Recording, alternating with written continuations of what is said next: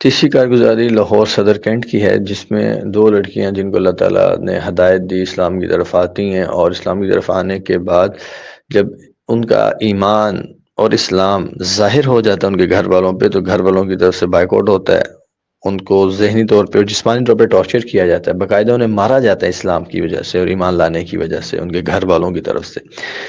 تو جب اس صورتحال کو انہوں نے دیکھا جو کہ ان کے کنٹرول سے جب باہر ہوئی، تو پھر انہوں نے گھر کو چھوڑ دیا۔ اب گھر کو چھوڑا تو کس کے پاس آئیں؟ جنہوں نے دعوت اسلام دی تھی اور جنہوں نے اسلام کی طرف ان کو لانے کا جو ذریعہ بنے تھے۔ اب وہ اسلام کی طرف لانے کا ذریعہ تو بن گئے، لیکن ان کے پاس آگے ان کو شیلٹر دینے کے لیے، ان کو رہائش دینے کے لیے، بنیادی سہولیات دینے کے لیے، ان کو سپورٹ کرنے کے لیے، ان کے ساتھ تعاون کرنے کے لیے آگے کوئی پلاننگ نہیں ہے، کوئی لائن آف ایکشن نہیں ہے، کوئی وسائل نہیں ہے۔ یہ ایک بہت بڑا مسئلہ۔ اب کیا کیا گیا کہ ایک لڑکی کو بھیجنا پڑا کراچی، کہ آپ کراچی چلی جائیں، کیونکہ وہاں پہ آپ کو رہائش بھی مل جائے گی اور ایک مدرسے میں آپ تعلیم بھی حاصل کر سکیں گے۔ تو مدرسے نے اس وجہ سے ان کو قبول کیا کہ وہ وہاں پہ پڑھیں گی، یعنی کہ باقاعدہ مدارس میں بھی ایسا نظم و اسٹرکچر نہیں ہے کہ اگر کوئی مسلمان ہو جاتا ہے تو اس کے لیے الگ سے کوئی ترتیب و نظم ہو، الگ سے اس کے لیے کوئی پروجیکٹ ہو۔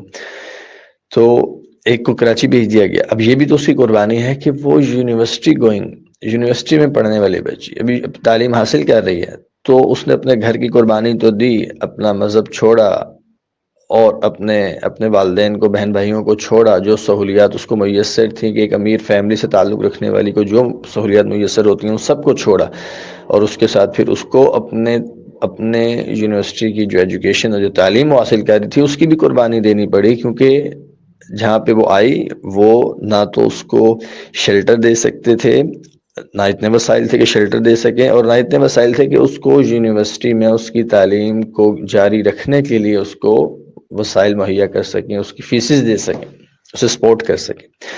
تو اسے ساری چیزوں کی قربانی کے ساتھ اپنی یونیورسٹی کی بھی جو تعلیم تھی اسے بھی چھوڑنا پڑا، اسے بھی قربانی دینی پڑی۔ لیکن سوال یہاں پہ یہ ہے کہ کیا اس انداز اور طریقے سے کتنے لوگوں کو ہم مسلمان کر سکتے ہیں؟ اور جو مسلمان ہو جائیں گے ان کو اس طریقے سے اگر ڈیل کیا جائے یا کیا گیا تو وہ کیا ایمان پہ قائم رہیں گے؟ اسلام پہ باقی قائم رہیں گے؟ کیا یہی مزاج اور طریقہ ہونا چاہیے کہ جو اسلام کی طرف آئے تو جو چیلنجز وہ فیس کر کے آیا اور سارا کچھ قربان کر کے آیا، اس کے بعد مزید اس سے قربانی مانگی جائے، مزید اس کے اوپر مزید بوجھ ڈالا جائے، اس سے مزید قربانی کی ڈیمانڈ کی جائے، اس سے مزید مشقت برداشت کرنے کی ڈیمانڈ کی جائے؟ یہ مزاج نہیں اسلام کا۔ اللہ اکبر۔ یہ کس کی ذمہ داری ہے؟ یہ ہماری ذمہ داری ہے۔ جو یہ کہتے ہیں کہ غیر مسلمان ہو جائیں تو پھر ہماری ذمہ داری ہے کہ جب مسلمان ہو جائیں تو پھر انہیں سپورٹ بھی کریں، انہیں شیلٹر بھی دیں، ان کو بنیادی سہولیات بھی مہیا کریں جو ان کی زندگی کی بنیادی سہولیات ہیں۔ دارالکفالہ کا پروجیکٹ اسی طرح کے مسائل اور چیلنجز کو ٹیکل اور ہینڈل کرنے کے لیے ہے۔